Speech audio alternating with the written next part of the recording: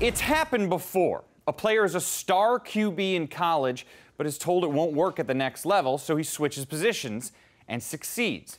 Antoine Randall L. did it and played pro for 9 years. Hines Ward for 14 NFL seasons. Brad Smith is still playing now. So it's not like what Denard Robinson is attempting is unprecedented. But as Rick Pizzo reports from the Senior Bowl, Denard has some work to do. Greetings from Mobile, site of this week's Senior Bowl, and for many players involved here, one final chance to impress pro scouts and general managers before the NFL draft later this spring. Of the Big Ten players here this week, no one will be under the microscope more than Denard Robinson, the former Michigan quarterback, now trying to prove he belongs at the next level, playing a position he barely knows. Getting used to getting out the brace and just getting used to being in the receiver stand. Frustrating just watching, but I'm happy for the guys that's out here, and I'm glad to be out here, and I'm glad to be next to the coach and just asking him things and trying to learn still.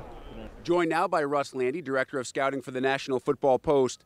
Russ, for the second straight day on Tuesday, Denard Robinson limited by a yellow non-contact jersey. When he was involved, struggled both catching the ball and in special teams. What's the latest from NFL teams on his draft stock, and how can that be affected this week?